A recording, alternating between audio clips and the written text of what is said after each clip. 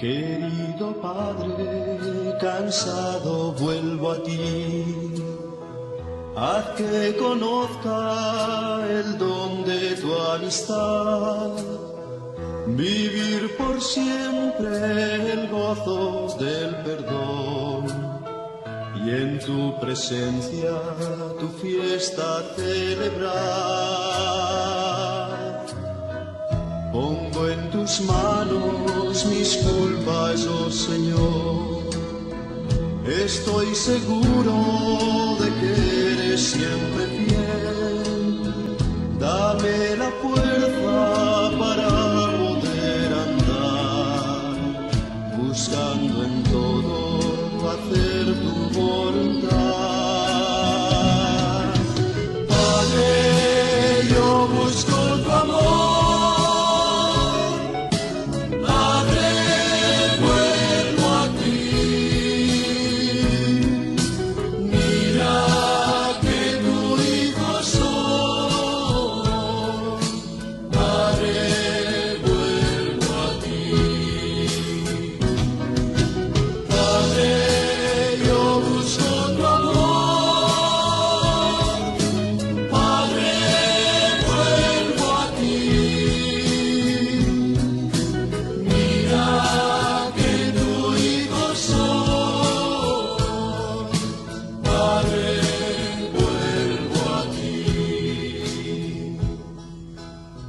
Lo reconozco, a veces olvidé que eres mi Padre y que a mi lado estás, que soy tu hijo y me aceptas como soy.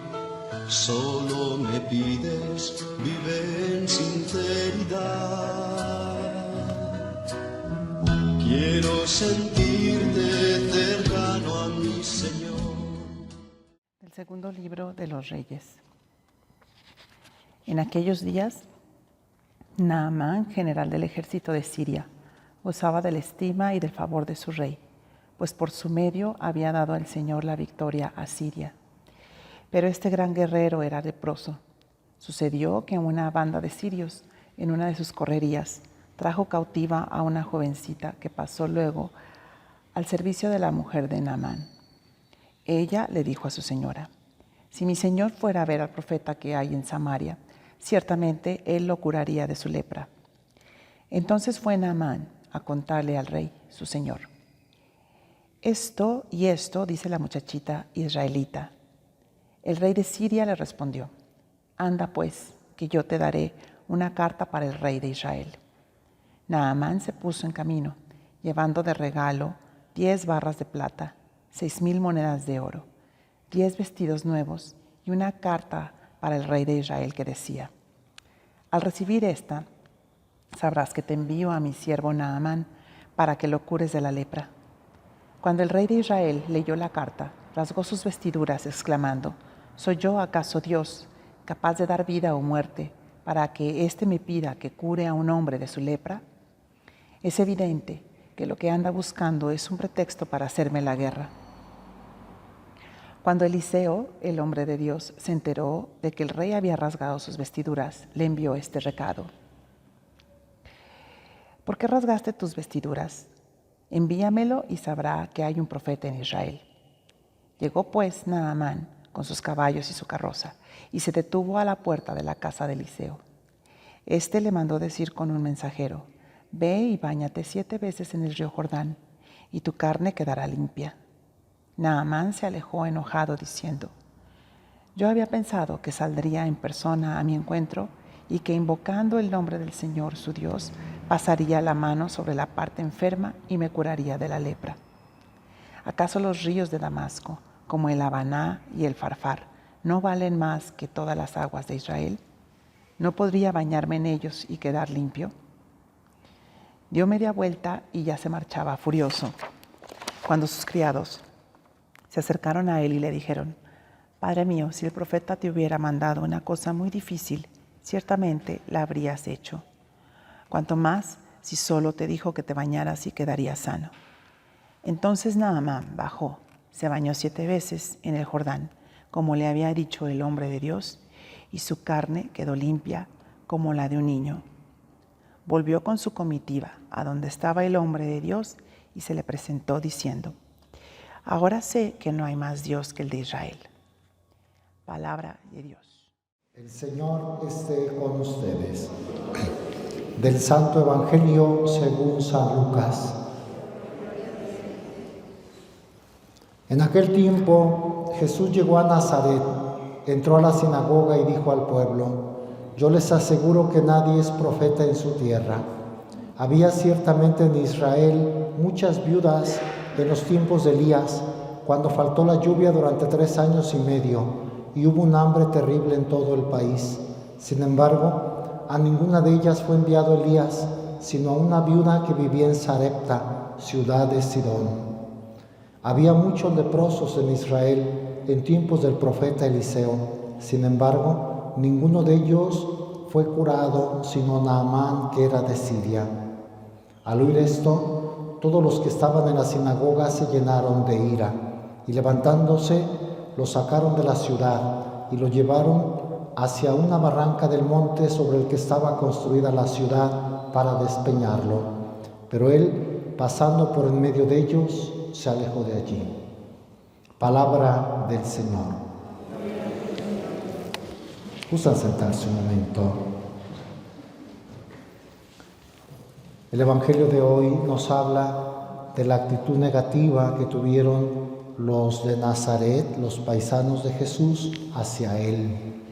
Nos hace reflexionar cómo necesitamos apertura, una actitud de humildad para acercarnos a Dios, para llenarnos de fe, de amor. Una persona soberbia que juzga, que se cree autosuficiente, no puede tener una vida de fe. Jesús llega a Nazaret, se supone que lo conocían desde que vivía allí antes de empezar su vida pública, sabían que era el hijo del carpintero, habrían oído que hizo muchos milagros, que sus palabras nadie más las había pronunciado igual. Sin embargo, la actitud fue de cerrazón, tanto que hasta lo querían despeñar, aventar al abismo para matarlo. Esa fue la respuesta al acercamiento de Jesús hacia ellos. Y nuestro Señor era consciente, les echa en cara, les dice: ustedes, aunque son del pueblo de Israel, no tienen una actitud de apertura. Y les dice: sucede como en tiempos de Elías, que había muchas viudas en Israel, pero donde fue a hacer el milagro Elías, todos nos acordamos de ese milagro de Elías. Si les preguntara, si estuviéramos en el catecismo o en una clase, no sé quién de ustedes me sabría responder. ¿Qué milagro hizo Elías con una viuda? ¿Se acuerdan? Se multiplicó la masa, el aceite, para que siguieran alimentándose en tiempos de hambre. Ya no había que comer, había una sequía de muchos años. Llega Elías, le pide a la viuda de Sarepta que le dé de comer, le dice: ya no tenemos más, haré un pan para mi hijo y para mí y luego moriremos, no hay que comer. Y le dijo el profeta: hazlo, yo te aseguro que la harina no se va a agotar, que el aceite no se va a acabar.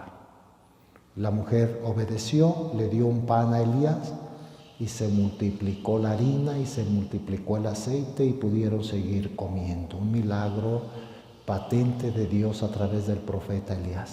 Nuestro Señor hace alusión a ese hecho. Nuestro Señor se porta como un hermeneuta. ¿Qué es eso? El que interpreta la palabra de Dios. Hace interpretación del Antiguo Testamento. De paso, aprendámosle a Jesús. Él, fijándose en la palabra de Dios del Antiguo Testamento, lo aplica. Es lo que hacemos nosotros. ¿Qué es lo que hacemos los hermeneutas de ahora? Es decir, los que interpretamos la Escritura, intentamos explicarla, como somos los sacerdotes que predicamos la palabra. Es leerla y es hacerla actual, aplicarla, comentarla, para que la vivamos. Eso hizo Jesús. Acuérdense del profeta Elías. Había muchas viudas, pero no tenían la actitud abierta. Hizo el milagro con una viuda extranjera de Sarepta. Luego acuérdense del profeta Eliseo, que cura no a un israelita, sino a un extranjero de Siria, que es el tema de la primera lectura de hoy, el general Naamán. Preciosa lectura donde se ve cómo Naamán es curado por el profeta Eliseo. Tráiganmelo. Sabrá ese general que aquí hay un profeta, que es seguro el profeta Eliseo, que Dios actuaba a través de él. Y le manda algo muy sencillo, que al principio el profeta, cuando le dice, báñate en el río Jordán, el general no quiere. El río Jordán, un riachuelo, que no hay en Siria ríos más caudalosos como el Labaná, como el Farfar. Es decir, cuando tiene soberbia, no es curado el ser humano. Oye, aplicándolo ahora, se necesita humildad para acudir a Dios, hacer lo que debemos y ser sanados. Cuando le dicen al general, báñate, ¿qué te cuesta? 7 veces, no te manda algo difícil. Se baña y su piel quedó como la de un niño. Tuvo pues actitud de humildad, de aceptar que solo no podía sanar, que necesitaba obedecer, que necesitaba abrirse a la acción de Dios a través del profeta. Y nuestro Señor así lo interpreta. Acuérdense del profeta Eliseo. Había muchos leprosos en Israel, sin embargo ninguno de ellos fue curado, sino Naamán, que era de Siria, como diciéndoles, no por el hecho de ser del pueblo de Israel, todos tienen una actitud abierta. Se necesita humildad, se necesita fe para que Dios esté con nosotros. También nosotros podríamos decir, soy bautizado, pertenezco a la iglesia católica, estoy en una parroquia, estoy en un grupo. Si no tienes una actitud abierta, Dios no actúa en ti. Es decir, la fe, el amor, la humildad que les faltó a los nazarenos. Y dice literalmente, los que estaban en la sinagoga se llenaron de ira porque les echó en cara su falta de fe. Se levantaron y lo llevaron a un lugar alto. Se conserva en Tierra Santa. Se le conoce así, el Monte del Despeñadero. Por cierto, cuando fue el Papa, siendo Papa Benedicto XVI en activo, quiso celebrar una Eucaristía en el Monte del Despeñadero, como un signo profético. Hay rechazo a la fe cristiana. Yo, como representante de la Iglesia, voy a celebrar la Eucaristía justo aquí. Y la celebró, fue muchísima gente. Se conserva en un lugar alto, desde donde se ve todo el panorama. Recuerdo que se ve, por ejemplo, el pueblo de Naín, donde Jesús resucitó a un niño, hijo de la viuda de Naín. Ahí se ve Naín. Y se ven muchos poblados de Tierra Santa. Allí en ese monte lo querían despeñar, es decir, se llenaron de ira. ¿Cuántas personas tienen ira contra Dios? Contra todo lo que sea sagrado, contra todo lo que sea santo. Dios nos perdone, porque si un pecado contra otro ser humano es grave, pecado contra Dios es mucho más grave. De hacer algo justo para dañar, querer dañar a Dios, contra su honor, su gloria, los pecados de blasfemia, de decir cosas despectivas hacia Dios, contra las cosas santas, contra las personas santas, es decir, contra todo lo que sea de Dios. Se llenaron de ira y querían despeñarlo. Pero termina el Evangelio de hoy hablando de la majestad de Dios. Él, pasando por en medio de ellos, se alejó de allí. No le pudieron hacer nada, no era su hora. Eso nos hace pensar que cuando lo prenden en el huerto de Getsemaní, se entrega a Él. Él hubiera podido pasar, lo vamos a recordar en la Semana Santa, el Viernes Santo, día de la Pasión del Señor, como llegan, ¿a quién buscan? A Jesús de Nazaret, soy yo, y se entrega. Aquí no, aquí todavía no se entrega, pasando por el medio de ellos. Yo creo, no dice el Evangelio cómo, los petrificó. Es Dios. No pudieron moverse. Era una multitud enojada y judíos. Bueno, todos los hombres enojados somos terribles. Sí, no quiero faltarles al respeto a mis hermanos judíos, pero de repente ese tipo de habitantes de allá del oriente son más agresivos, son más bravos, son más gritan, son más ofensivos. Un grupo de judíos enojados, temibles. Nuestro Señor, pasando por el medio de ellos, se alejó de allí. Quiere decir que cuando se entrega es para cumplir la voluntad de Dios. Él hubiera podido salvarse de la muerte. Se entregó por nosotros, como decimos en el credo, esas bellísimas palabras, por nosotros y por nuestra salvación. Pues es lo que nos enseña el Evangelio. Pidámosle que no seamos como los nazarenos, sino como la viuda de Sarepta, como el general Naamán, abiertos a Dios, obedeciendo al Señor, humildes, aceptar todo lo que venga de Él. Que así sea.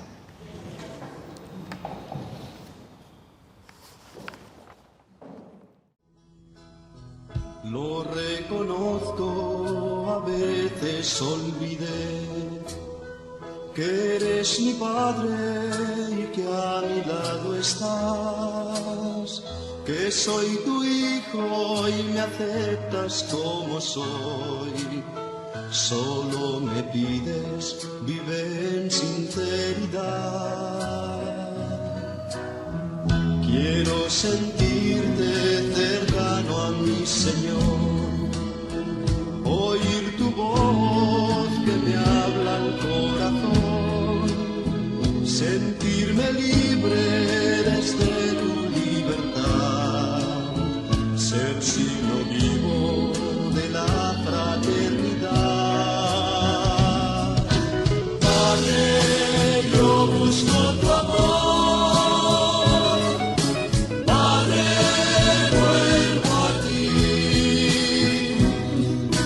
Mira que tu hijo soy, Padre, vuelvo a ti. Padre, yo busco tu amor.